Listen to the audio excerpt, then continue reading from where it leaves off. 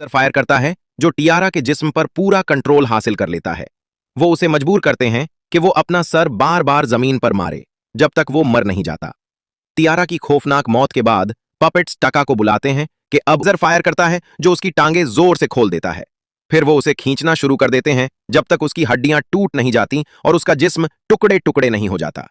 इसके बाद पपेट्स तोकुसा की तरफ मुड़ते हैं और उसे नेक्स्ट प्लेयर सेलेक्ट करते हैं, लेकिन उसके कुछ कहने से पहले ही तकाहटा आगे बढ़ता है और चिल्लाता है, मैं इसकी जगह खेलूंगा। पपेट्स इस बात को मान लेते हैं और तकाहटा गेम शुरू करता है। वो उसके इर्द गिर्द गाना गाते हैं, फिर रुक कर पूछते हैं, तुम्हारे पीछे कौन खड़ा है? सबकी हैरानी के लिए तकाहटा सही जवाब देता है। पपेट्स हैरान हो जाते हैं और पूछते हैं कि उसे कैसे पता चला।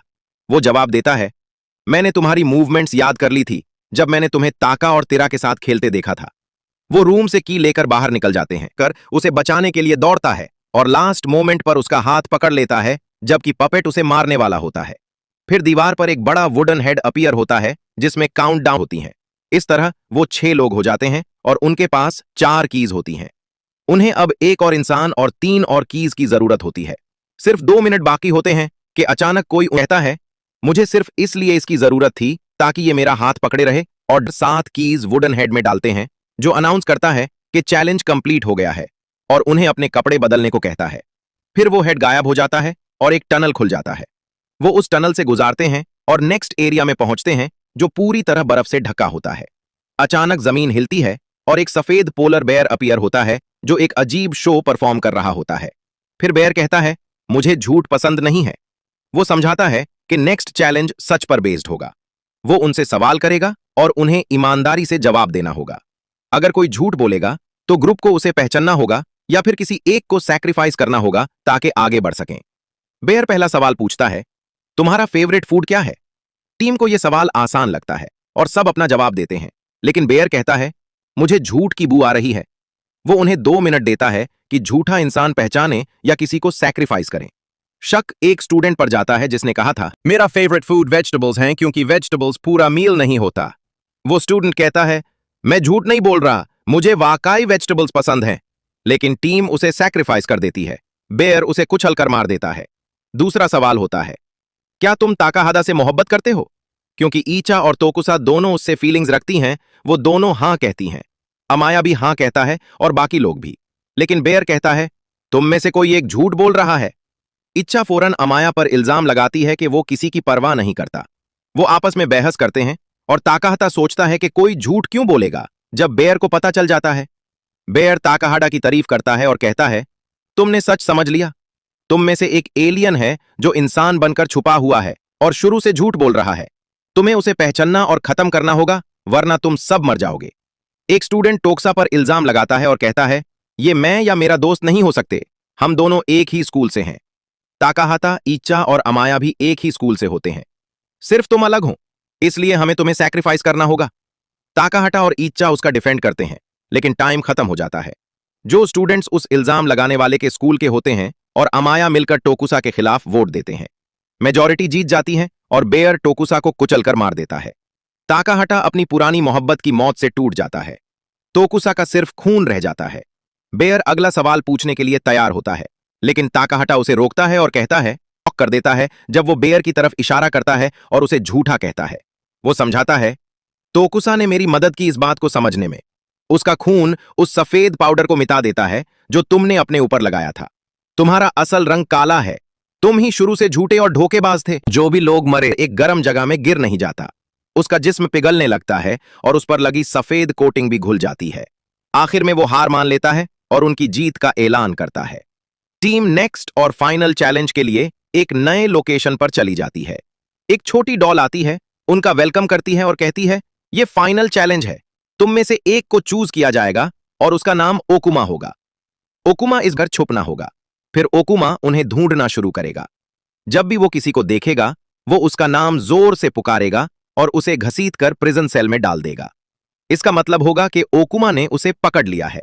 अगर ओकुमा 3 या उससे ज्यादा स्टूडेंट्स को कायद कर लेता है तो वो जीत जाता है।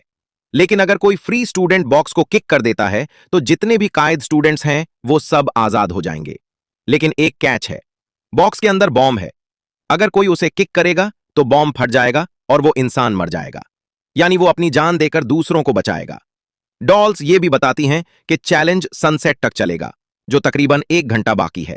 अगर टाइम खत्म हो गया और ओकुमा ने कम से कम 3 स्टूडेंट्स को नहीं पकड़ा तो वो हार जाएगा। सब स्टूडेंट्स इधर उधर भागकर छुप जाते हैं। अमाया बॉक्स उठाता है, उससे रेड सर्कल में रखता है और शिकार शुरू कर देता है। वो आसानी से दूसरे स्कूल के 2 स्टूडेंट्स को ढूंढ लेता है। वो लड़ने की कोशिश करते हैं, लेकिन अमाया ज्यादा ताकतवर होता है और उन्हें हराकर सेल में बंद कर देता है। तकाहादा और ईचा दूर से ये सब देख रहे होते हैं, लेकिन अमाया उन्हें भी देख लेता है और सीधा उनकी तरफ बढ़ता है। ताकाहादा एक्शन लेने का फैसला करता है। वो विंडो से निकलने के लिए रोप बनता है, लेकिन अमाया जल्दी पहुंच जाता है और ईचा समझ जाती है कि वो टाइम पर नहीं निकल पाएंगे। वो अपनी जान कुर्बान करती है ताकि अमाया को रोक सके और खुद उसके हाथ लग जाती है।